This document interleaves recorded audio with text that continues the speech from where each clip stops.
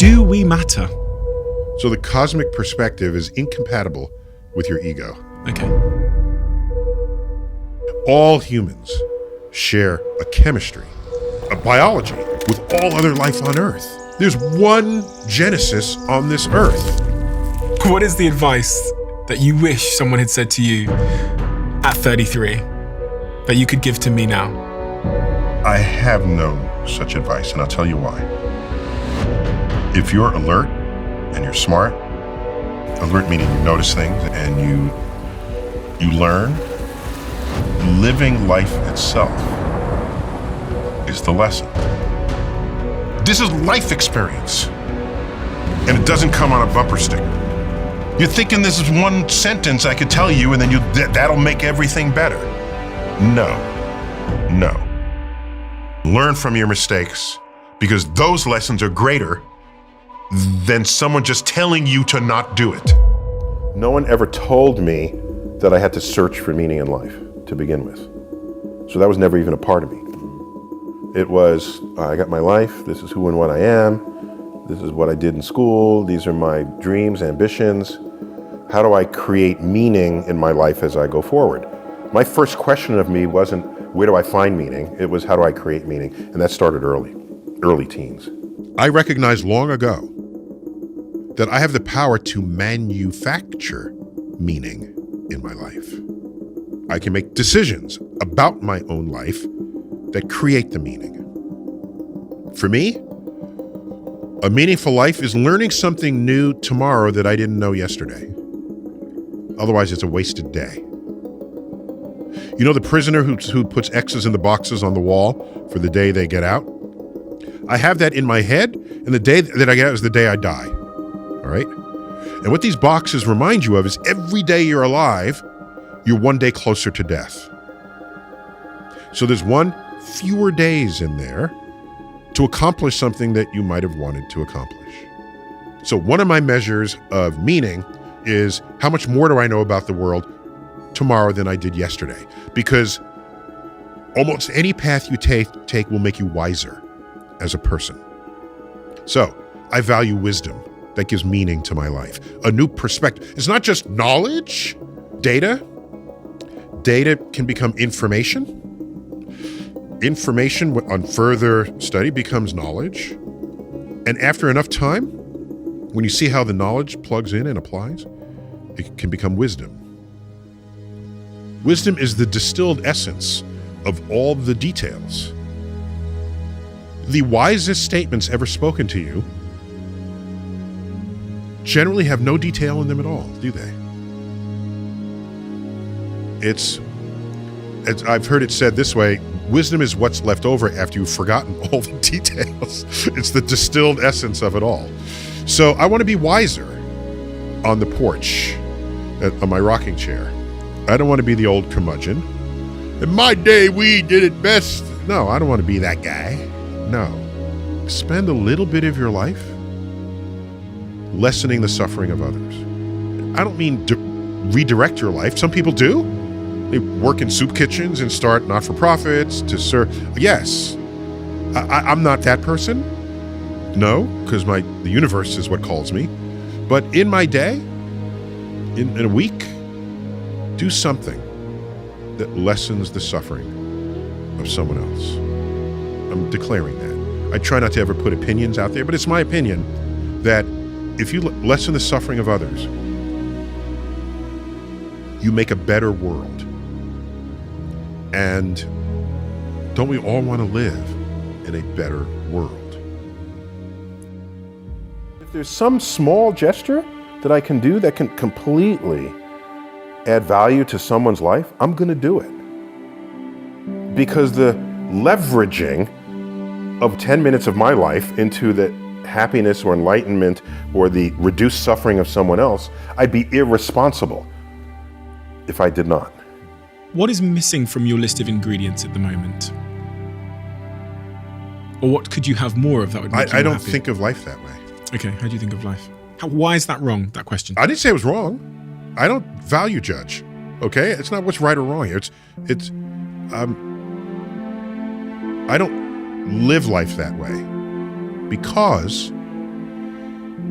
It means you carry with you the emotions. I could be happier if I were doing this, and how come I'm not? And all of a sudden, well, then I must be miserable if I'm not as happy as I could be. No, I don't measure day to day, am I happy or not? It's not the measure. Yes, it's in there, but that's not the metric. The metric is, am I successful at what I'm doing? Am I as good at this as I can be? If you're not going to try to improve, go home. Find something else. When I saw that what I did not serve the needs, I invested a lot of energy so that I could be exactly what they needed, so that their task is simplified and I get better at something that could serve a greater good. I don't want to say that's happiness. I'm going to say that's fulfillment of an objective where I improved in what it is I was doing. We're all very different people. And so meaning ought to be different. If meaning was the same for everyone, you just publish it, everyone reads it, and then we all have meaning. No, you got to make it yourself. Some people want to search for it, fine. I don't have a problem with that. I'm not searching for meaning. I'm creating meaning in my life because I can control that. Not that it's important to control everything. I like magic as an adult because it reminds me I can still be fooled. Okay? So I don't need to know everything. I just need to maintain curiosity. The cosmic perspective shows you how small we are in size, in time, in space. And if you go in with a high ego, you might resist that. You might say, no, I'm important. But I think of it differently. We know one of the greatest gifts of modern astrophysics to civilization, dare I call it a gift, is the knowledge that the atoms of your body are traceable, not only to the Big Bang origin of the universe itself, but especially to stars that have manufactured those elements and later in their lives, on death, exploded, scattering that enrichment across gas clouds so that their next generation of stars would have planets, and on at least one of those planets, life. We are not just figuratively, we are literally stardust. So when you go out and look up at the night sky, yeah, your urge is, I'm small and that's large. And yes, you're alive in this universe, but there's another way to look at it. The universe is alive within you. You have kinship with the cosmos. That feeling, to me, is greater than any ego you could have possibly walked into the room with. First, that feeling borders on spiritual. Second. Third,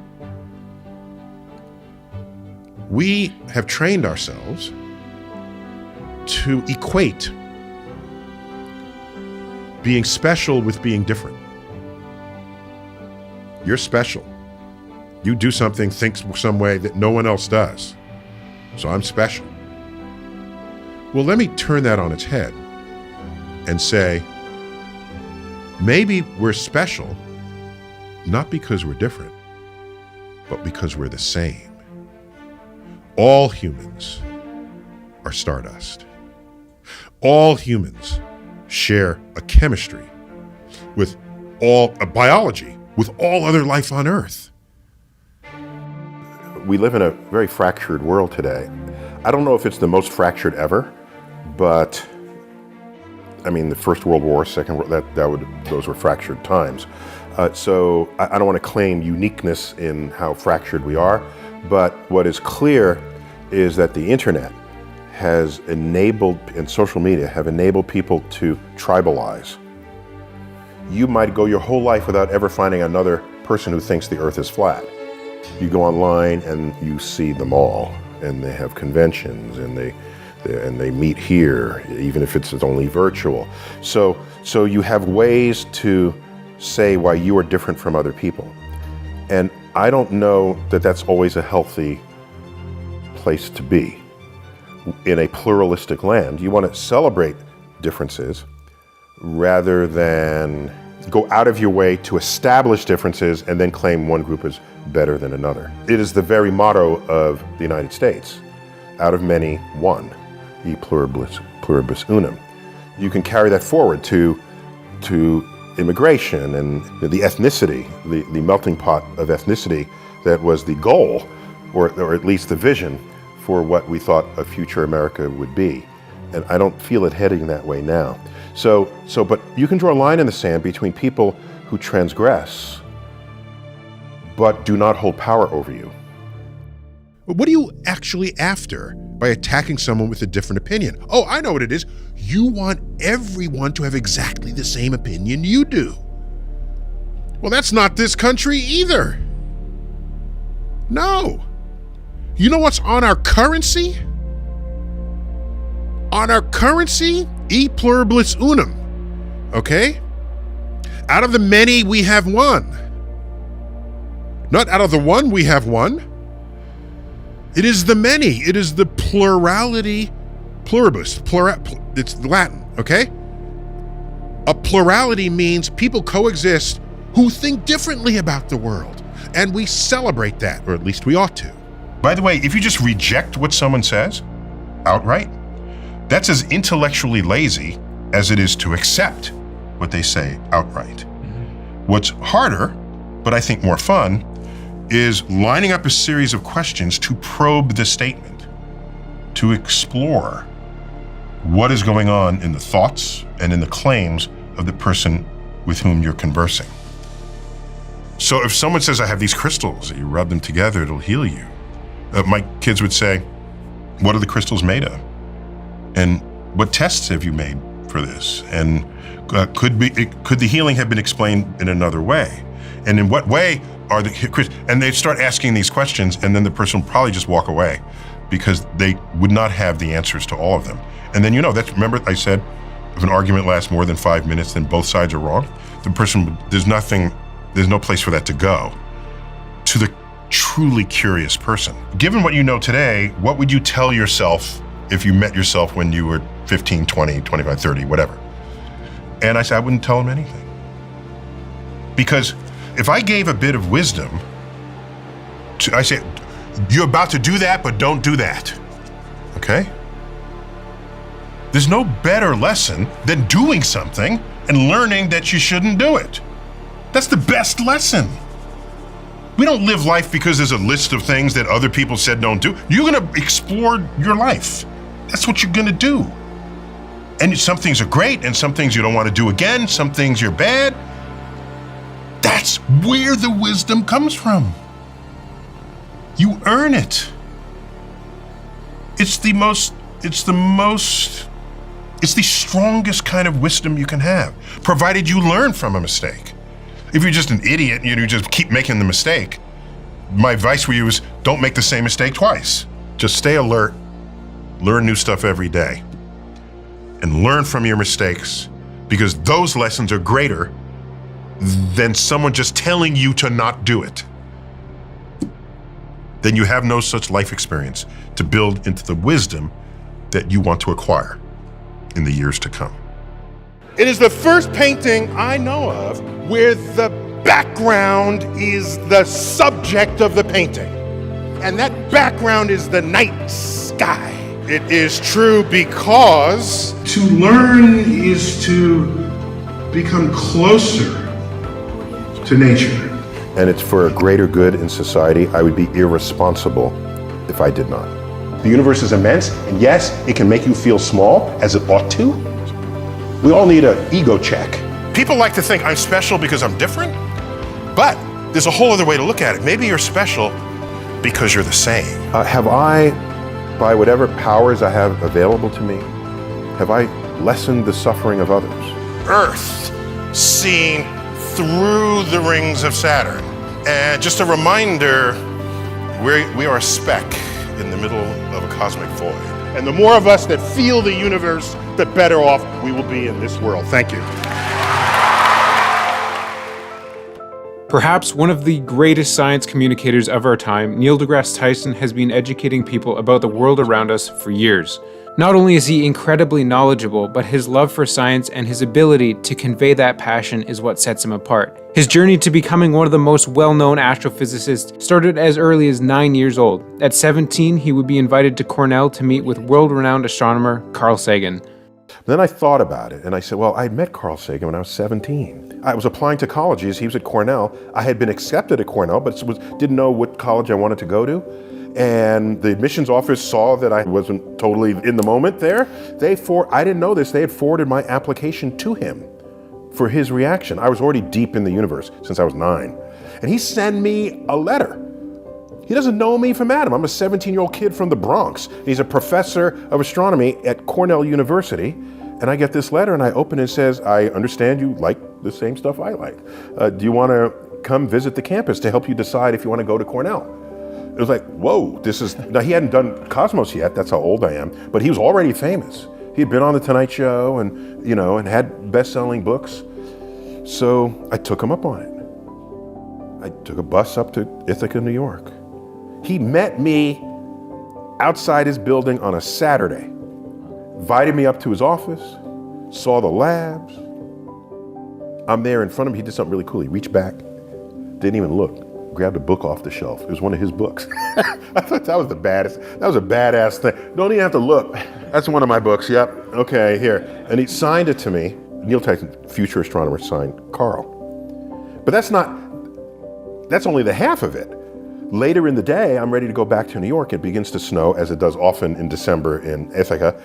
And he says, here's my home number. If the bus can't get through from the snow, spend the night with my family and go back tomorrow. I'm thinking, who am I? Why? I'm nobody. But I was somebody to him. And I said to myself, if I'm ever as remotely famous as he is, I will treat students the way he has treated me. I already knew I wanted to become a scientist, but that afternoon, I learned from Carl the kind of person I wanted to become. Hi, James. Hi. So you look just like a kid astronaut. And you're about the right age that if we go to Mars for real, you're going to be the right age then that we'll be sending you, okay? But before you go, make sure they have enough money to bring you back. If NASA wasn't created, what would happen to our universe? If NASA weren't around, Yes. What would happen to our universe? Well, I can tell you this. If NASA weren't here, we would know a lot less about the universe. We wouldn't know a single thing about the universe. We'd just be rummaging on Earth's surface, thinking that our solutions to all our problems come from looking down rather than from looking up. You got it, okay. Hi, Hi, what's your name? Jacob. And how old are you, Jacob? 9. You're 9! Jacob, I was 9 when I first discovered the universe, or actually, the universe discovered me. Right? I was in a planetarium and the lights went out and the stars came out, and I was 9 and my head exploded.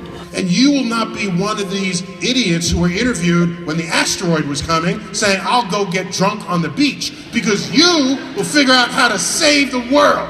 Thank you, Jacob. In 2014, Neil would become the host of Cosmos, a Space-Time Odyssey, a follow-up to the original series created by Carl Sagan 34 years prior.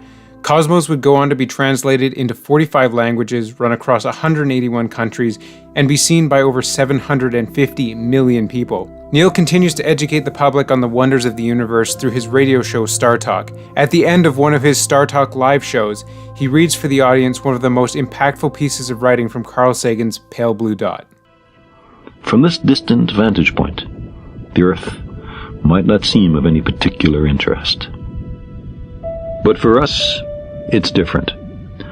Consider again that dot. That's here. That's home. That's us.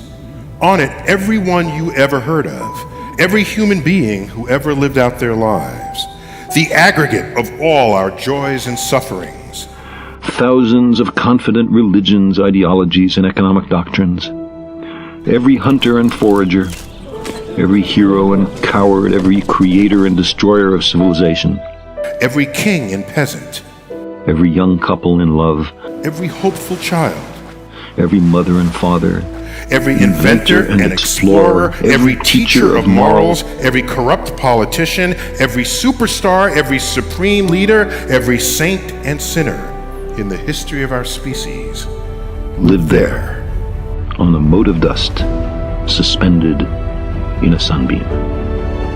The Earth is a very small stage in a vast cosmic arena. Think of the rivers of blood spilled by all those generals and emperors, so that in glory and in triumph, they could become the momentary masters of a fraction of a dot.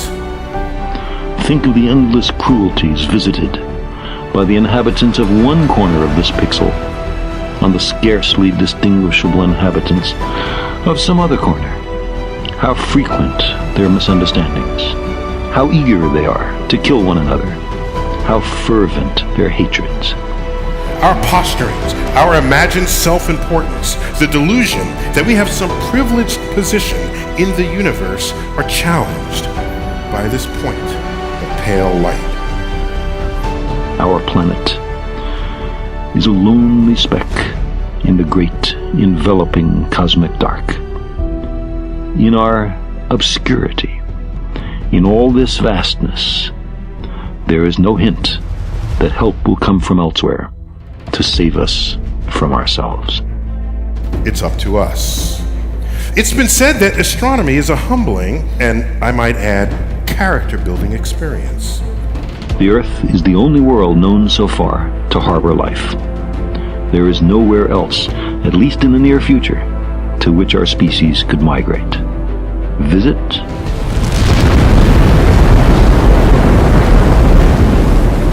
Yes. Settle? Not yet.